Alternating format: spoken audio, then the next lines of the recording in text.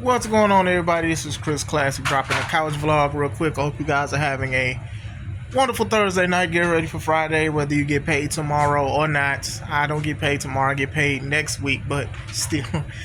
Nobody tells you, remember that God loves you, Christ loves you, and I love you as well. I'm praying for guys and gals to just accept the Holy Spirit and watch how it just does wonders. And be patient and be still and listen to what the Lord has to say. That is very important, especially through trials and tribulations and just in general. So always remember that. Make sure you subscribe to the Take It Home podcast where I talk about professional wrestling topics. Make sure you also subscribe to C3 Ultimate Wrestling. That is me and my wife's professional wrestling company that we are fighting for back 100%. February 1st, 2025 is the first show of C3 Ultimate Wrestling of that year called 15 The Takeover. Sponsored by Limelight. You see the board all on the flyer, but it is going to be our biggest event to date, being the 15th show. Dyer, Indiana. Get the tickets now on Eventbrite. I wanted to talk about two things that I have seen in the past 2 days. So I guess this will be in the wrestling news. We'll talk about Carlito, because Carlito's is like getting more of a buzz.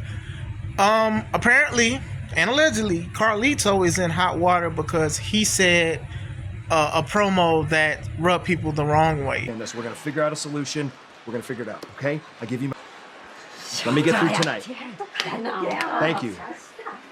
I gotta learn Chinese.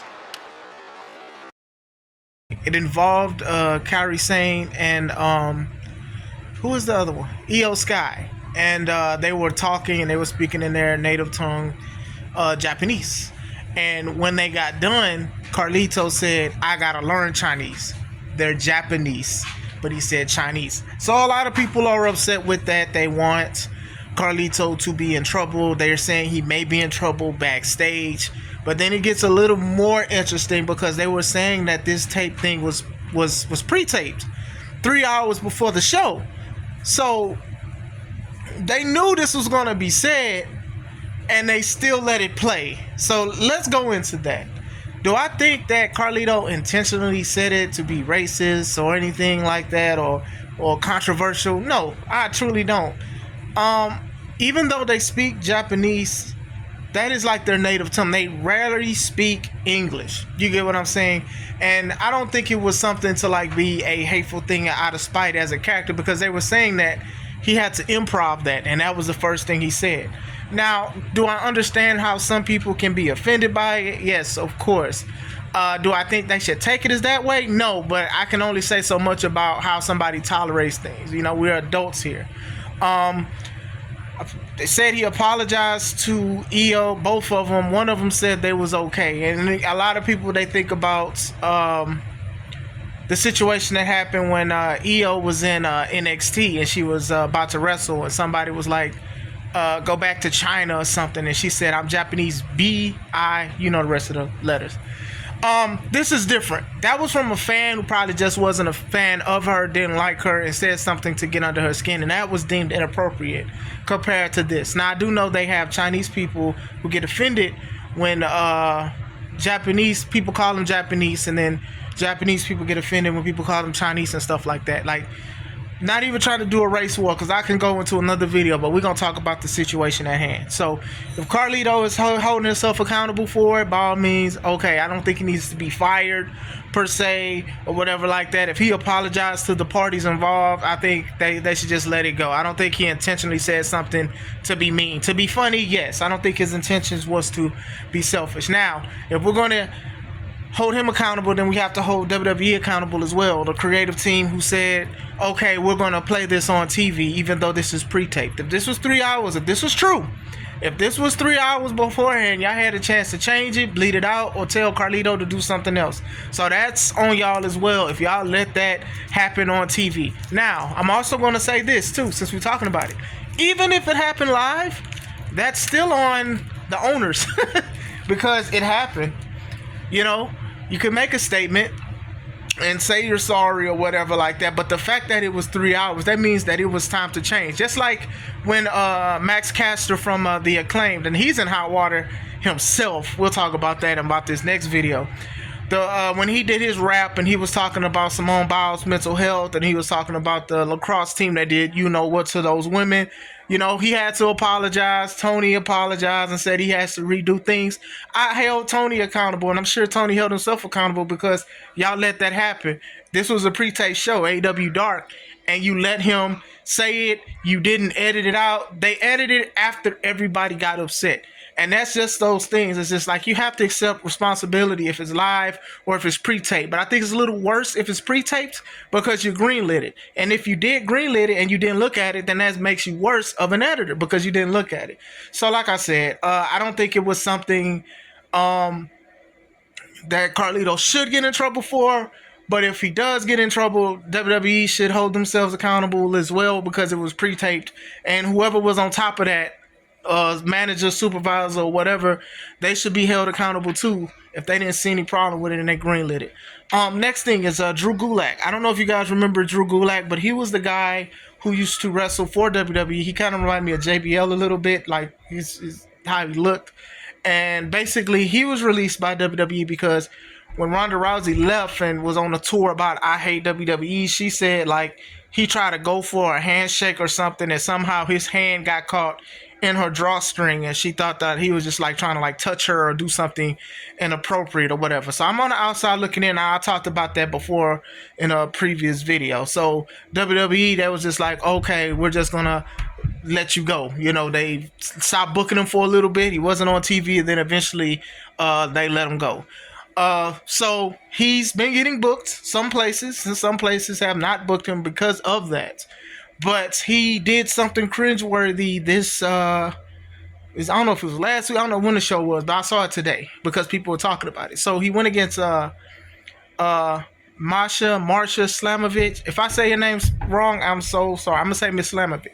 So he went against her, and then he had grabbed the mic. He gave her credit and being a good wrestler. You remind me of this wrestler, and it all sounded good. Then all of a sudden he was like, I want to ask you some questions. So at any time ever in the business that we've been here together and beyond wrestling, did I ever in any way make you feel uncomfortable? No. At any time, did you feel like I was a danger in the locker room? No. Well, you should have.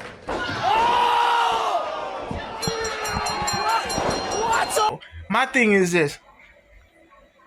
Those are the things, and a lot of wrestlers who are on independence, they try to do controversial things and takes for a story, right? Like, if he didn't do it, saying that sounds weird. It does. And it sounds weird even from a wrestling standpoint. Even if I don't know you, right? And I buy a ticket and then you come out and say, hey, did I do anything inappropriate? Did I look at you a certain way? Did I touch you inappropriately? I'm like, why did y'all book this person if this is their character? Like, some things are low-hanging fruit when it comes to professional wrestling. But at the same time, I just think this was something that he should have moved on. Everything is not a spin on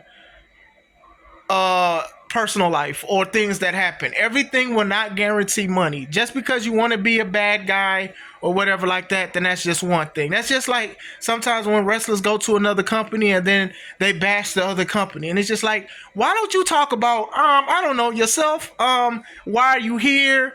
What opportunities? Who you want to face? Get the crowd behind you, or had the crowd boo you? Like, come on, man. Like, to me, inappropriate. If you did it, shame on you. And you did this, shame on you. It's a shame on you for doing this anyway. I personally don't think he did it, but like I said, I can't sit here and act like I know him personally. I know Ronda personally, or I was in the locker room or backstage, wherever they was doing. But what you don't do is, even if you get an opportunity to wrestle again, you don't make this into a storyline. I think that was very, very weird. And Max Caster, the guy who I just talked about, who said that rap about Simone Biles, he like applauded Drew Gulak for like making this in a storyline. And what happened when he said that, Tony Khan and them said, hey, we don't condone Max Caster's post and all of this stuff, non-harassment, zero tolerance, and we're going to deal with it internally. So like Max Caster is like an interesting character because of that situation, and then also the Simone Biles situation. And then I think he said something with God hands about praying against something in social media, and people got mad at him for that. So he's definitely stays in social media somehow. And I once again, I'm not perfect, but I've told people many a times on this page, stop going to social media for everything. Stop posting everything for social media, and then don't get mad or shocked when people disagree with what you say. Like, straight up, people disagree with me on my takes when it comes to wrestling, and that's fine. You know, you're entitled to your opinion, but when it comes to those kind of controversial takes, you know, you gotta man up and take whatever's coming at you. Like, he didn't need to post that he agreed or he liked what he did or whatever like that, because like I said, it was inappropriate for Drew Gulak to even try to do that. He could have just been a bad guy without it. I think this was something that probably would have just rolled off, but now having content and people talking about it, even me, it's kind of weird. So I don't know, I just wanted to talk about that a little bit. I don't think Carlito should be in big trouble for what he said, but Drew Gulak, that was cringy. It was cringy about what you did and how you said it, because like I said, not only do you want your old fans, you want your new fans. And if I was a new fan and I bought a ticket and then you started something like that, I'd be like, oh, okay, something must be wrong. And I might even look up why you're saying that, and I'll be like, oh, that's kind of disgusting, especially if I didn't like you. It was also weird. That event was weird because they had kids there doing middle fingers and cursing. I'm sorry, I'm old school. I don't like that. That already made me almost cut the video off. But still, I still think it was cringy of a promo what he did. What do you guys think? What do you guys think about Carlito and Drew Gulak? Let me know. I hope you guys have a wonderful day. This is Chris Classic. Stay home.